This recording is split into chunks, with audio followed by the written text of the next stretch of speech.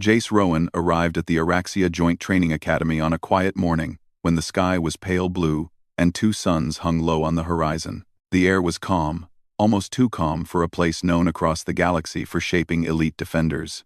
He stepped out of the shuttle with a slow and steady walk, carrying only one small pack on his shoulder. He did not try to look strong. He did not try to look impressive. He simply walked like a man who had learned to live with weight on his back. What the Academy noticed first were his scars. Long, pale lines ran across his arms and neck, disappearing under the simple training shirt he wore. Some were thin. Some were thicker. On Earth, such scars were common for someone who trained in harsh survival environments. But in the galaxy's center worlds, scars were rare. Many alien species healed perfectly or grew new skin without marks. Scars, to them, meant mistakes, weakness, or lack of skill. So the moment Jace joined the line of new cadets, whispers started. A tall, blue-skinned cadet nudged his friend. "Look at the human. He looks like he fought 100 battles and lost all of them." Another cadet laughed softly. Why would the Academy accept someone who cannot protect even his own skin? Jace heard them, but he did not react. He simply adjusted the strap on his pack and continued forward. He had joined armies before. He had met people who judged before understanding. This was nothing new. The Academy staff began organizing the new trainees. Commander Vorth, an older and broad-shouldered alien with silver markings on his forehead, walked along the line, inspecting everyone. When he reached Jace, he paused. His eyes narrowed not with judgment, but with recognition. He had studied Earth before. He knew what scars meant for humans. "You are Jace Rowan," Vorth said in a calm tone. "Yes, sir. You requested standard training, not specialized human modules." "Yes, sir," Jace replied again. "I want to train with everyone." Some cadets quietly chuckled at that, thinking he would slow them down. But Vorth's expression stayed steady. "Very well," he said. "You will be treated like any other trainee." Jace nodded, grateful for the fairness even if others didn't believe in him. Training began shortly after. The first test was a basic physical assessment, something the Academy used to measure balance, strength, and endurance. It was not supposed to be hard. It was simply meant to understand each cadet's starting point. While others stretched and boasted about past achievements, Jace stood quietly, waiting for his turn. He tied his hair back, revealing more marks on the back of his neck. A new round of whispers spread among the trainees. "Why does he look like he came out of a survival zone?" one muttered. "He probably did something wrong on his home planet," another joked. Lyra, a slim cadet with glass-green eyes and soft silver hair, frowned at them. She did not like mocking others. She looked at Jace more closely. The scars did not look like accidents or failures. They looked like stories of a hard life, not mistakes. When Jace's turn began, the instructor called out, "Lift the standard weight block." Most cadets struggled with it. The block was dense and made of training alloy. Even some strong alien species had difficulty lifting it above their heads. Jace approached the block, placed both hands under it, inhaled deeply, and lifted it smoothly. No strain on his face, no shaking arms. He held it above his head for a full 5 seconds, before gently lowering it back down. The room fell silent. The instructor raised one eyebrow. "Do you want a heavier block?" Jace hesitated. "If you want, sir." The instructor nodded and brought out the heavier alloy block, one level above standard. Many cadets had failed at this one in the past. Some could not even budge it. Jace steadied himself, took the block, and lifted it again. Not easily, but with controlled strength. He did not show off. He just did the task. This time the silence was longer. The whispering stopped. Some cadets who had laughed before now watched with confusion. They had assumed the scars meant weakness. Yet here was a human lifting what they could not. Lyra's eyes widened slightly. "He's strong," she whispered to herself. But Jace was not finished. The instructor moved him to the next test. A balance run across a narrow rail suspended above the training floor. Many cadets stumbled or lost their footing. Some fell off and had to restart. When Jace stepped onto the rail, He walked with surprising grace. His movements were quiet and centered, like someone who had spent many years learning how to control every step. He kept his arms loose and relaxed at his sides, not even needing to stretch them out for balance. Halfway across, the instructor activated a sudden gust of simulated wind, a standard part of the test. Every cadet before Jace had flinched. Some had fallen. Jace simply lowered his shoulders and walked through it without hesitation. The instructor's expression changed from mild interest to respect. Some cadets exchanged uneasy glances. "Maybe the scars are from training," one said under his breath. "Or maybe humans are different than we thought," another replied. But not everyone was impressed. A cadet named Sero, known for being competitive, scoffed loudly. "Strength is useless without skill. Let's see how he does in advanced challenges." Jace heard him, but again did not react. He had learned long ago that people reveal themselves through time, not words. After the tests, the cadets were given a short break before orientation. Jace sat alone on a bench near the training field, sipping water from a small bottle. Lyra approached him slowly, unsure if he welcomed conversation. "May I sit here?" she asked. Jace looked up, surprised but polite. "Of course." She sat down at the far end of the bench, giving him space. She studied his posture, noticing he sat straight but relaxed, like someone who had been taught discipline not through force, but through life experience. "You did well in the tests," she said softly. "Thank you," Jace said, not sounding proud, just acknowledging her words. "Does lifting heavy blocks help your training on Earth?" Jace chuckled lightly. "Sometimes. But most of the time, the training on Earth is not about lifting. It's about staying calm when everything around you is pushing you to panic."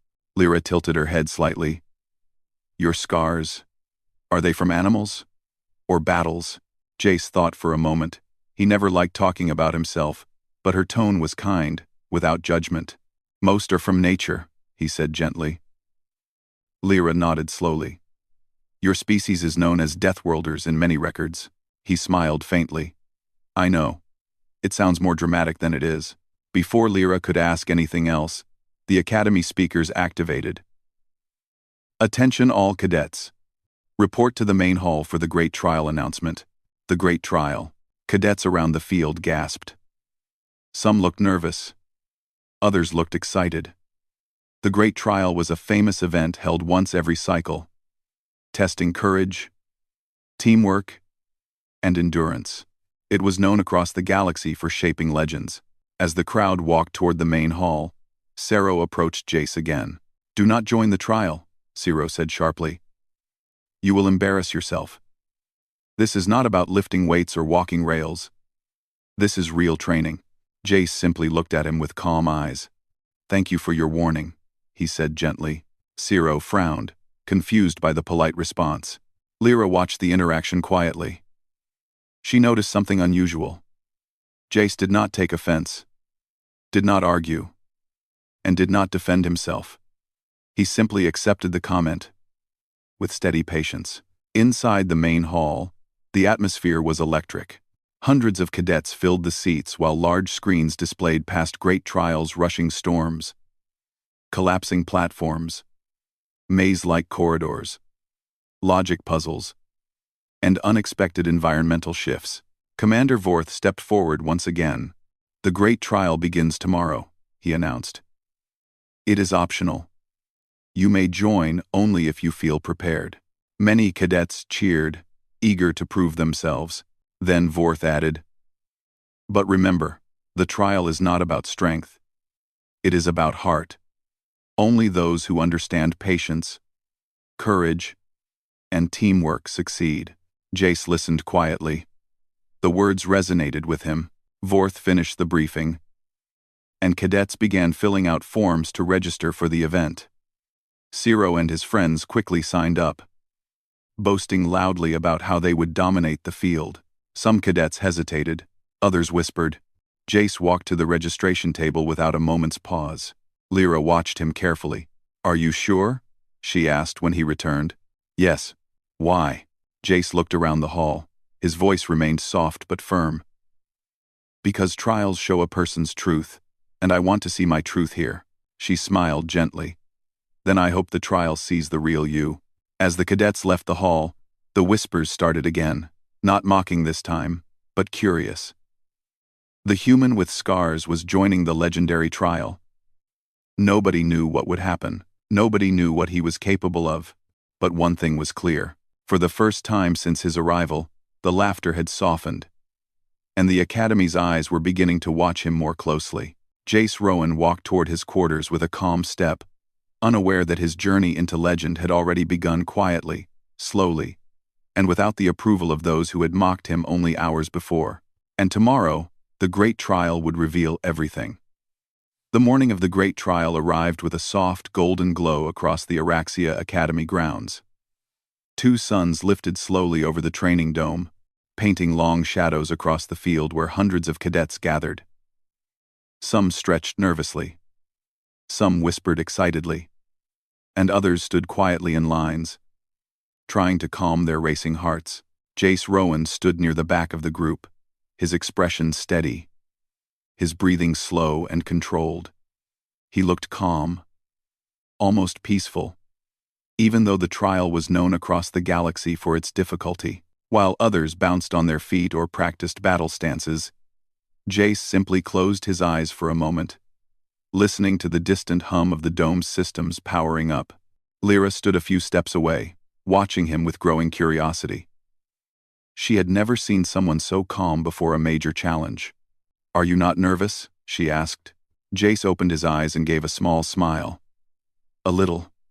But nerves help me stay focused. Most cadets are shaking," she said softly. "Even Ciro tries to hide it." Jace did not look toward Ciro. The trial is different for everyone.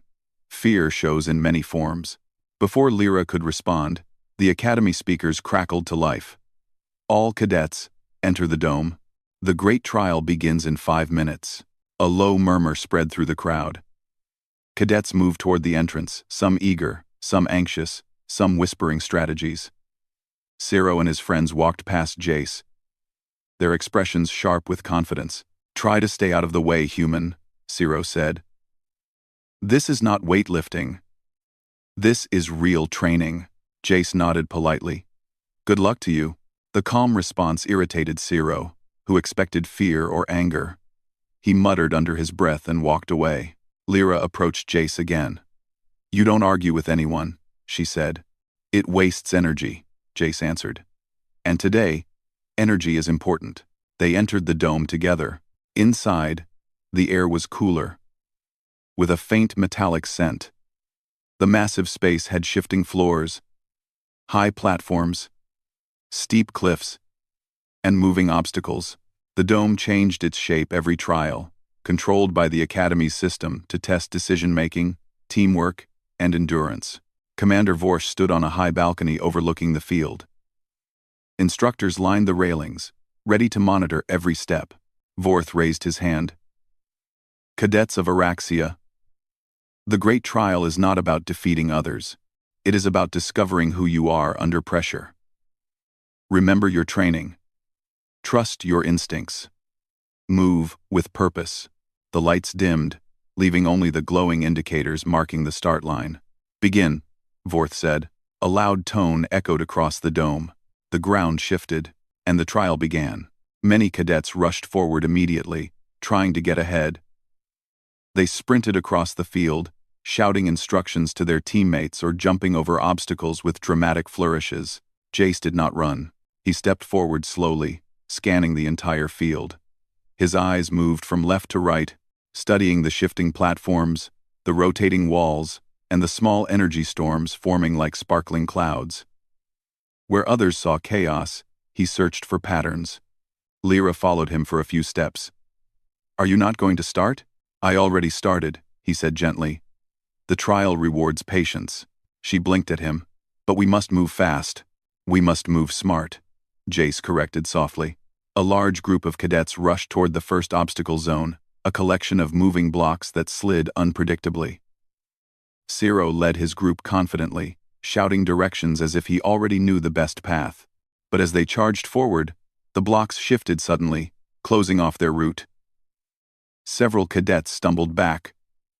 Startled, Jace, watching from a distance, had predicted the movement. The dome senses pressure, he explained quietly. If too many cadets choose one route, it changes.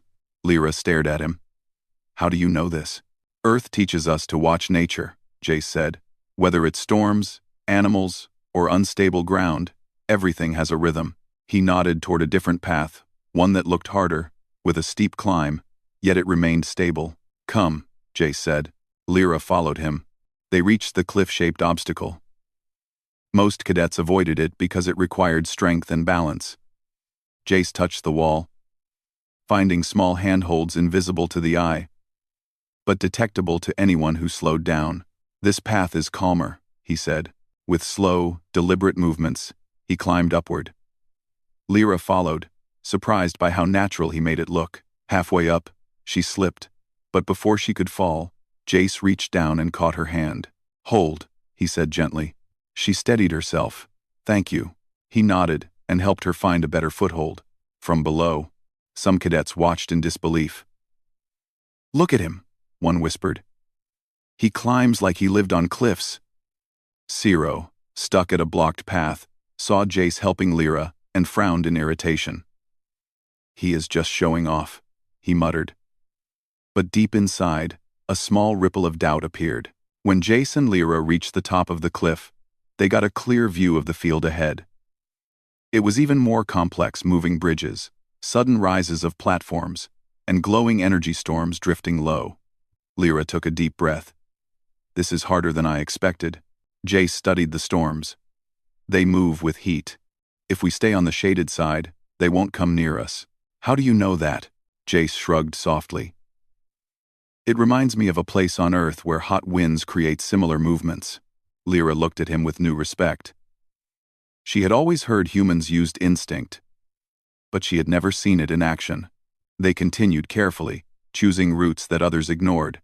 Many cadets tripped or got redirected by the dome's sudden adjustments, but Jace avoided those areas, moving like someone who had already walked this terrain before.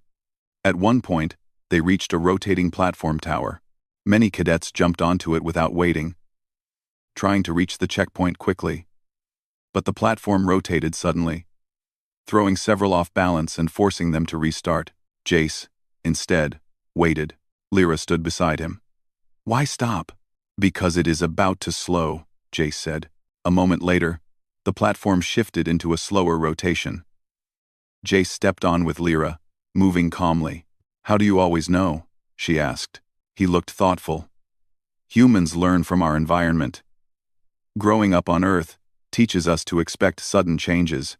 My scars, some are from lessons like these. He tapped a pale mark on his forearm, not in shame but in quiet acceptance. Lyra lowered her gaze. I didn't understand before. I thought scars were weakness. On Earth, Jace said gently, they mean survival. The dome suddenly shook. A loud alarm sounded. A section of the platforms ahead malfunctioned, causing the floor to drop in certain areas. Cadets screamed in surprise, not in fear, but from losing balance. Zero's group was trapped between collapsing platforms. Panic spread among them as they tried to move in different directions. Jace reacted instantly. Lyra, stay close. He rushed forward, analyzing the pattern of falling platforms. They were dropping in a sequence: left, right, center, then repeating. The sequence was fast, but predictable. Jace moved into the chaos, stepping only where the ground remained stable. He reached the first cadet who was stuck, a small Venari trainee, and pulled him to a safe platform. Move toward the wall, Jace told him calmly. But the floor. Trust me, Jace said. The cadet obeyed and reached safety. Next, Jace rescued 2 more cadets, guiding them with short, clear instructions. His voice stayed calm, even as the platforms shook. Finally, he reached Zero, who was trying to jump across uneven ground, but kept hesitating. You? Zero said, startled. Why are you here? To help, Jace said simply. I don't need. The platform beneath Zero cracked. Without thinking, Jace grabbed his arm and pulled him onto stable ground. Zero's eyes widened in shock at how quickly it happened. Jace pointed toward a safe path. Go. Follow the shaded line. Ciro, breathing hard, nodded silently and escaped. When Jace returned to Lyra, she looked at him with open admiration. How did you stay so calm? He smiled softly. Panic does not solve problems. I learned that long ago. She watched him with new understanding. Many cadets mocked your scars, she said. But today, you saved them. He nodded, not proud, simply honest. Anyone could have done it. But they didn't, Lyra said quietly. As they neared the final checkpoint for the day, the instructors observed Jace closely. One instructor whispered, he sees patterns before anyone else. Another replied, humans from Earth. They survive by noticing small details. He is using instincts we do not have. Commander Vorth said nothing. He simply watched, recognizing something rare, something deeper than strength or skill. As the trial's first phase ended, a tone echoed across the dome. Cadets sighed in relief as the environment returned to a safe state. Jace and Lyra reached the checkpoint together. Many cadets looked at Jace now, not with mocking smiles, but with quiet respect. Saro approached him slowly, unsure how to speak. You helped me, he said awkwardly. Jace nodded. We are all part of the academy. Ciro lowered his eyes, humbled. Thank you. Lyra smiled at Jace. You changed many views today. Jace looked around the dome, still calm, still gentle. The trial is not finished, he said. There is more to learn. And as the cadets rested for the next stage, one thought spread quietly through the academy. Maybe the human scars were not marks of weakness, but signs of hidden strength. The second morning of the great trial began with a quiet stillness that felt heavier than the day before. The dome lights were dim, and a cool mist hung low across the training floor. Cadets gathered slowly, speaking in low voices. Everyone knew that today's challenge would be different. Harder. Deeper. Jace Rowan walked in with the same calm steps as always. His expression was steady, shoulders relaxed, and his breathing even. But Lyra noticed something different in his eyes, a quiet seriousness, as if he already felt the weight of what was coming. Saro and his group kept their distance this time. They no longer mocked him. Some even nodded to him respectfully when he passed. The rescue from yesterday had changed their view, even if they did not say it out loud. Commander Vorth appeared on the high balcony. His voice echoed across the dome. Today, you will face the core of the great trial, he announced. The challenge is called the Echo Maze. A ripple of murmurs ran through the cadets. Everyone knew the name. Few had ever attempted it. Even fewer had finished. Vorth continued. The Echo Maze is not a test of strength. It is not a race. It is a reflection. It shows each cadet what they fear, what they avoid, and what they hide. His voice softened slightly. Only honesty can guide you through it. Lyra swallowed. A maze that shows your fears. I did not expect that. Jace simply nodded. It will be difficult. Some cadets stepped back. Others whispered nervously. One trainee even raised his hand and asked quietly, Can we withdraw? Yes, Vorth said. The Echo Maze is optional. Only those who wish to continue may enter. A handful of cadets walked away immediately. More hesitated, looking at their friends for support. Jace stepped forward. Lyra's eyes widened. You will enter? Yes. Aren't you afraid? She asked. Jace looked at her with calm honesty. Everyone is afraid, but fear can teach us. His quiet confidence gave her strength. Lyra nodded slowly. If you go, I will go. More cadets joined behind them, encouraged by their courage. The dome floor began to shift. Panels moved, rearranged, and lifted themselves, forming tall walls that stretched far into the center of the dome. A labyrinth slowly emerged, glowing with soft blue lines along the edges. The Echo Maze stood complete, a towering structure with endless turns, glowing pathways, and shadows that seemed alive. Vorth raised his hand again. Enter when ready. One by one, cadets walked into the maze. Some went in groups for comfort, others alone.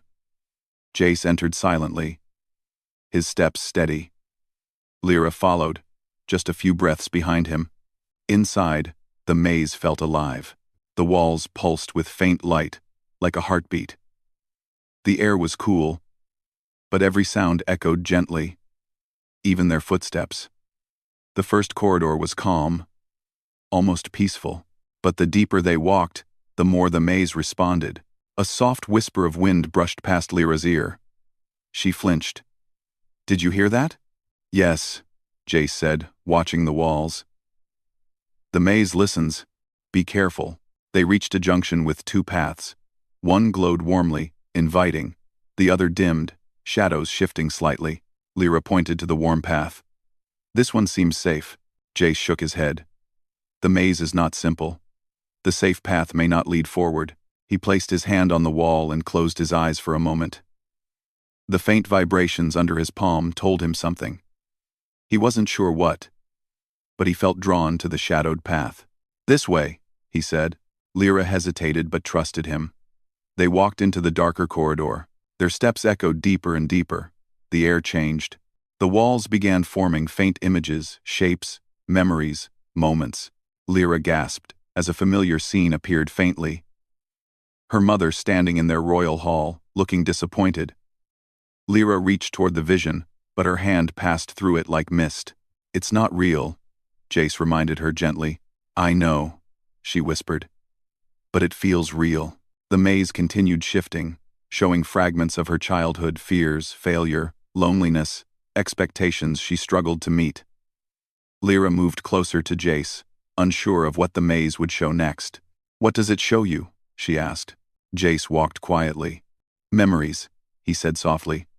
"But they are only echoes." As he spoke, the wall beside him shimmered. A new image appeared, an old memory of Earth. A squad of human trainees climbed a steep cliff under harsh weather. Jace was among them, younger, less confident. The image shifted, showing another moment Jace alone in a forest during a training exercise, navigating dangerous terrain. Then another image appeared. It was darker. His squad stood together, shouting instructions during an off-world mission. The ground beneath them shook. The scene blurred suddenly, then faded into soft gray light. Lyra watched his face. "Does it hurt to see it?" Jace took a slow breath. "Some memories are heavy, but you carry them. That is part of being human." They continued deeper. The maze grew warmer.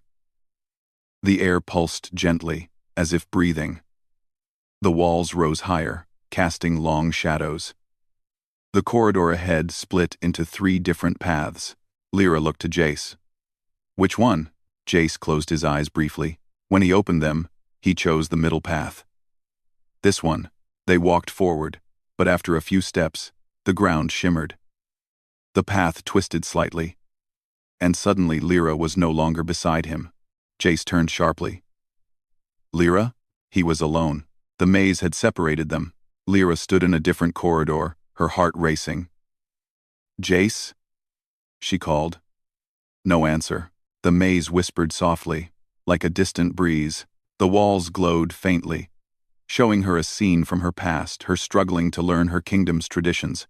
Tutors, shaking their heads. Her mother gently encouraging her. Lyra felt a pain in her chest. "Why show me this? I am trying my best." But the maze revealed another image, Lyra hiding behind a pillar, as other children mocked her for being too gentle, too quiet, too unsure. Tears formed in her eyes. "I don't want to see this." She forced herself to walk forward. She wanted to be stronger, and she wanted to see Jace again. Meanwhile, Jace walked alone, the maze around him darkening. His footsteps echoed slowly. The walls flickered, showing new scenes not of fear, but of choices he had made. He saw his younger self walking away from group competitions because he preferred calm training. He saw himself stepping between 2 arguing cadets back on Earth. He saw quiet moments helping injured animals, assisting younger trainees, carrying supplies for older officers. These were not memories of fear. They were memories of kindness. The maze seemed confused. It shifted again, trying to show Jace something deeper. The air grew heavy. The walls shimmered, and the faint image of his lost squad appeared again. Jace stopped walking. His squad mates were smiling, standing together before a mission. The memory was warm at first, then flickered into the moment when the ground shook. But the maze did not recreate the event fully. It only showed the fading silhouettes, an echo of loss. Jace felt a quiet ache but did not step back. He placed his hand gently on the glowing wall. "Your strength stays with me," he whispered. The wall pulsed softly, as if responding. The maze had expected fear, but Jace met every memory with calm acceptance. And the maze changed. The corridor ahead brightened, glowing with soft gold light. The air warmed pleasantly. The walls opened slightly, revealing a new path, one that no cadet had ever seen before. Jace took a deep breath and stepped forward. At the same time, Lyra reached a small round room inside the maze. She felt lost and frightened, unsure where to go. But then she remembered Jace's words. "Fear can teach us." She closed her eyes. "I want to move forward," she whispered. "I want to grow." The walls pulsed softly. A gentle breeze brushed her cheek. When she opened her eyes, the room had changed. A narrow path had opened, glowing faintly, inviting her. She walked through it, hoping it would lead her back to Jace. Jace reached the heart of the maze. The chamber was silent. The floor glowed with soft white light. At the center was a mirror-like surface. Not glass, something deeper. Something that reflected not the body, but the spirit. He stepped closer. In the reflection, he saw himself calm, steady, scarred, but unbroken. The image shimmered and shifted, showing not pain but resilience. Not fear but acceptance. Jace exhaled slowly.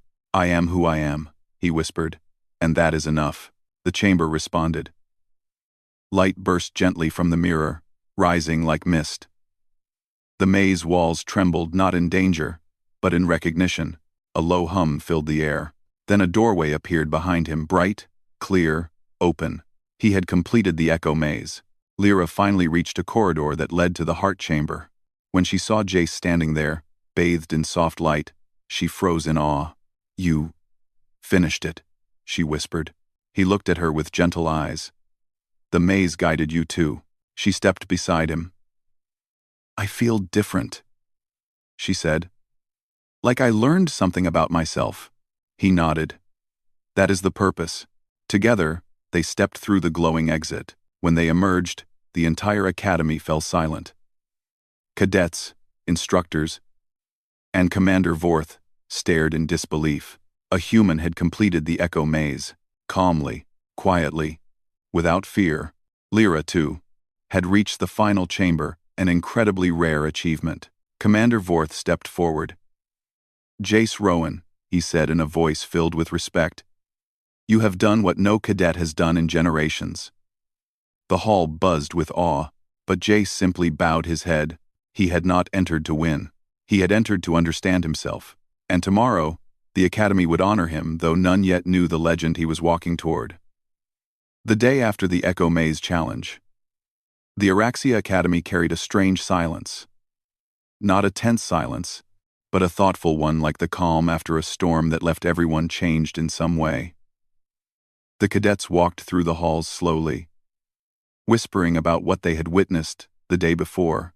A human had completed the Echo Maze, not through force, not through speed, not by defeating anything, but by accepting his past without fear. Some cadets said it was impossible. Others said the maze must have malfunctioned. But those who knew Jace Rowan, those who watched him act with patience, strength, and quiet bravery, knew it was real. The Academy had called for a ceremony at noon. Every cadet, officer, and visiting ambassador gathered in the central hall. It was the largest room in the Academy, with tall glass walls and banners of every species rising high above the seats. Jace entered quietly, walking like someone who did not want attention. His calm steps echoed softly on the polished floor. Lyra walked beside him, proud but humble, because she too had passed deeper into the maze than most cadets ever did. The hall grew silent as Jace approached the main stage. General Vorth stepped forward. His expression carried respect, something rarely shown so openly. "Jace Rowan of Earth," he began, his voice firm yet warm. "You have achieved something remarkable. The echo maze is a test of the heart. It reveals truths. It challenges a spirit. You faced your memories and walked forward without fear. Jace stood without moving, his expression quiet. Vorth continued. Many cadets use the trial to prove strength. But you proved something greater: courage without aggression, leadership without pride, and humility without weakness. Lyra smiled softly, feeling proud to stand near someone who inspired so many. The hall doors opened again as representatives from different alien worlds entered. They came to witness the human who had completed a challenge many of their own elites had failed. Vorth raised a small metal symbol, a silver circle with a crystal center. This medal is given to those who show extraordinary heart, wisdom, and strength during the great trial. He lifted the medal, preparing to step forward. But suddenly, the lights flickered. Then the academy alarm sounded. A sharp tone echoed through the hall. Everyone froze. A voice from the academy's main system rang out, calm but urgent. Warning. Outer zone breach detected. Unidentified life form approaching the main campus. Panic rippled through the cadets. Some looked around in confusion. Others whispered quickly to one another. Commander Vorth's calm broke for a moment. How close is the threat? 18. Commander Vorth's calm broke. Commander Vorth's calm broke for a moment. Commander Vorth's calm broke for a moment. Commander Vorth's calm broke for a moment. In the west courtyard, the system replied. Distance, 200 meters. Officers rushed to the exits. Cadets moved back toward the walls. The ambassadors were guided out by security. But Jace did not move. He looked toward the window where faint vibrations shook the glass. Lyra stepped close. Jace. Something is out there. Yes. His eyes stayed calm. Something big. A loud crash echoed from outside the hall, followed by a deep rumble. Dust drifted from the ceiling. Ciro ran past Jace, his face pale. The outer barriers fell. The academy guards are responding, but there's confusion. No clear plan. Vorth quickly organized the officers. Form units. Follow Protocol 6. But the hall was chaotic. Too many voices. Too many commands at once. The officers hesitated, unsure which threat response pattern fit the situation. Cadets were unsure whether to defend or evacuate. Lyra looked at Jace. What should we do? Jace exhaled slowly. Breathe. Stay calm. The ground shook again. A shadow passed across the hall's high window. Everyone froze. The creature outside wasn't fully visible. But it was tall, moving on long limbs, shifting like it was confused or frightened. Its movements shook the floor. Should we run? Lyra whispered. No, Jace said. Not yet. He studied the shaking window, the direction of the vibrations, the rhythm of the impacts, the distance between each step. His eyes narrowed with quiet focus. He had seen similar creatures on Earth, not the same species, but the same behavior. Lost, confused, potentially dangerous, but not always aggressive. Commander Vorth, Jace said calmly. Vorth turned sharply. Yes? You need to clear the hall and move cadets to the east shelters. The creature is moving southwest. Your west units will slow it down too much. Vorth frowned. How can you tell? Jace pointed to the small cracks beginning to form on the pillars near the window. The vibrations aren't random. They show direction. Vorth's eyes widened. He suddenly understood. He turned to the officers. Follow Jace Rowan's instruction. East shelters now. The hall erupted into organized motion. Cadets moved quickly, but safely. Ambassadors were guided out. Officers formed lines toward the east passage. Lyra grabbed Jace's arm. You helped again. But why are you so calm? This creature is afraid, he said. Fear makes movement uneven. If we step toward it without a plan, someone will get hurt. Then what will you do? Jace took a slow breath. I will go outside. Lyra's eyes widened. Alone? Yes. Jace, you don't know what it is. That's true, he said softly. But I don't need to know everything. I just need to understand how it moves. Before she could protest, the hall doors shook violently. The creature outside roared, not in anger, but in confusion. Dust fell from the ceiling. Officers backed away.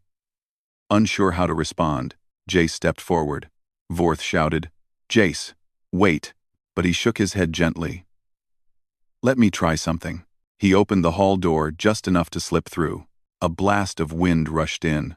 Lyra reached out helplessly, her voice soft. "Be careful." The door closed behind him. Outside, Jace found himself in the wide courtyard. Broken lights flickered. Trees leaned, cracked by the creature's weight. The ground held deep, claw-like marks. But the movements were uncertain. Jace stepped onto the cracked stone path. The creature stood at the far end of the courtyard. It was tall, 3 times his height, with long limbs and glowing lines across its skin. Its head lowered as it sensed him. Jace stayed still. He watched the creature's breathing, its shifting weight, the pattern of its steps. It wasn't acting like something ready to attack. It was acting like something cornered. Slowly, Jace took 1 step forward. The creature trembled. He raised 1 hand, palm open. Not aggressive. Not afraid. "It's all right," he said softly, though he knew the creature did not understand his language. "You're lost." A strong wind blew past him, as the creature took a step back. The ground shook, but Jace held his position. "No sudden movements," he whispered to himself. "Just calm." He made his breathing slow on purpose, letting the creature sense the steady rhythm. Some animals on Earth reacted the same way. They followed breath more than words. The creature lowered its head, confused. Jace stepped closer again. "Good," he whispered. The creature shifted its weight.